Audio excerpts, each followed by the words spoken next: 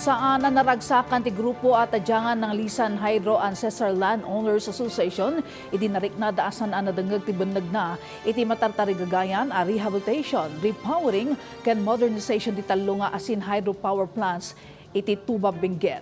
Para kadakada, nasaysayat nung maipaima laangan ti pasilidad iti munisipalidad ti Tuba. Daytoy ti detalye. Pinapaboran naman yung investor, hindi kanila kami pinapakinggan. Yung gusto naming na mangyari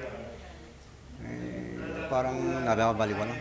Dayta ti diretso nga impeksan ni tadyangan ng Asin Hydro Ancestral Landowners Association President Job Colbingan kasarunod dagiti may saysayangkat nga addang para iti mapamplano a rehabilitation, repowering, ken modernization iti talo nga Asin Hydro Power Plants iti Tuba Benguet at agikwa ti syudad ti Baguio. Banag no apay asandan akan kanunungan ti plano ti singasing ti investor apan ang paduras iti pasilidad nga Asin 1 iti tadyangan poblasyon Taloy Norte, Asin 2 iti tadyangan Nangalisan, ken Asin 3 iti Nangalisan. Questioneran mo ti apektado ang landowner ken Vice Presidente ti grupo ani Roger Sinot ti wagas a Pannakaimanihar iti free prior and informed consent wenno FPIC. The NCAP has different way of approach on the FPIC.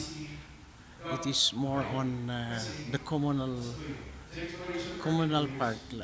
part like the domain rather than individual, and it was we would say that it's a failure because of they did not consult the landowners first.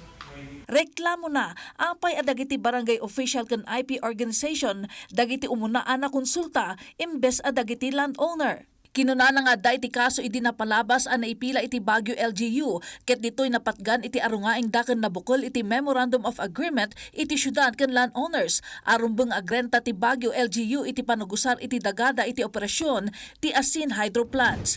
They want it to fast track the other way around. They want to say that the landowners are not important, and they don't want to give us the specific rent to our lands. Nagsuratan ti grupo ni Colbingan iti NCIP CAR, Tuba LGU, DNR CAR ken dumapay a maseknan nga opisina ken ditoy inyeb kasda iti oposisyon da iti singasing a revival iti Asin Hydroelectric Plant ken daras a suspensyon iti FPIC proceedings panggep iti nasao a proyekto. Kiddaw da pa iti panakapaiman ti Asin Hydro Plants iti Tuba LGU. Nararapat na pahawak dyan kasi yung plantang yan ginawa naman ng Amerikano noon. Wala namang gastos ng city government doon. At saka nakuha na nila yung mga benefits na. Turnover naman sa nangangailangan na municipality ng Tuba. May palagip na iti kaunaan ang meeting ti City Development Council iti bulan ti Enero iti Baguio Convention Center panggap iti Asin Hydro Power Plants Development. Inwaragawag ti developer nga Energy Development Corporation babaan iti panakabagidaan ni Ronaldo Buenaventura an naaladan iti suporta dagiti upat a barangay at tadyangan Nangalisan, Taloy Norte ken poblasyon para iti may saksakad a proyekto. Dito imbot ngayon ay unay ni Baguio City Congressman Mauricio Dumogan at ti Tuba ti host municipality ken saan at ti Baguio City.